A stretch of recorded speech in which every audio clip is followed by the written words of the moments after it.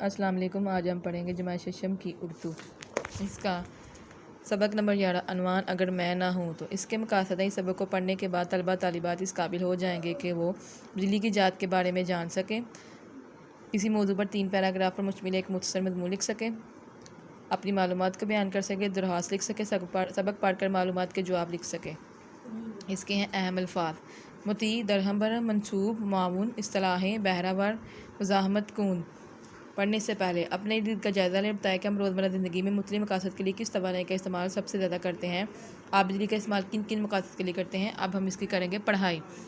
मैं कौन हूँ? मैं वो हूँ जो एक मुती फरमा बरदार यानी हुक्म मानने वाला हादमा की तरह हमा वक्त आपकी खिदमत में पेश और आपके हुक्म की मुंतज़र रहती। मुंतज़र का मतलब होता है इंतज़ार में रहना।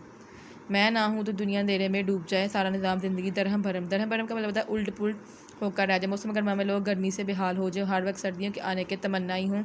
आप समझ तो गए होंगे मैं कौन हूँ। अरे वाह, आप बिल्कुल दुरुस्त समझे हैं। मैं हूँ बिजली। आज मैं आपसे मिलने और अपनी कहानी सुनाने आई हूँ। चलें आज मेरी कहानी मेरी ज़ुबानी सुनिए। आप सबको मेरी तारीफ़ पैदाइश याद होगी, मगर मेरे साथ ऐसा नहीं है। मैं कब ईजाद हुई? मेरा मोजद यानी मोजद कहते हैं ईजाद करने वाला। कौन है इस बारे में कोई हतमी राय नहीं है। मेरी ईजाद किसी एक इंसान की कोशिशों की मरहून मिन्नत नहीं है। मेरी तरीक़ कबल मसीह से शुरू होकर कंप्यूटर के दौर तक आ पहुंची है, इसलिए मुझे किसी एक मोजद के नाम से मंसूब करना दुरुस्त यानी इसका निस्बत करना दुरुस्त नहीं। मेरी ईजाद किन किन लोगों की कोशिशों का समर्थन का मतलब होता है फल है। चलिए आपको बताती हूँ। मेरा नाम यूनानी ज़बान के लफ्ज़ अंबर से लिया गया है। अंबर दरअसल से निकलने वाले गूंद की तरह का एक पत्थर है। यूनानियों की इस बात का फहम था कि अंबर को रगड़ने पर भूसा और तिनके जैसी हल्की चीज़ें इसकी तरफ खींची हैं।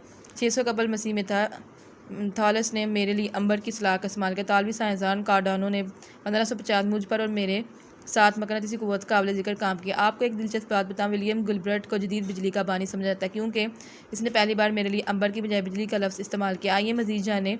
एडिसन दुनिया का सबसे बड़ा मौजूद है जिसने 1000 से ज़्यादा चीज़ें ईजाद की।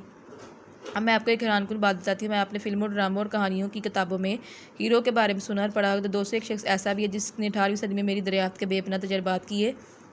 मेरे मतलब बहुत से आलात और सलाह जैसे चार्ज, बैटरी, मस्बत, मनफी चार्ज, कंडक्टर, हत्ता के इलेक्ट्रिशियन यानी बिजली भी इसी के नाम से मंसूब है। मुझसे वाबस्ता एक अहम नाम जेम्स वाट का भी है। बिजली की ताकत को जो हम वाट में करते हैं, इसको इनाम जेम्स वाट के एजाज़ में ही दिया गया है।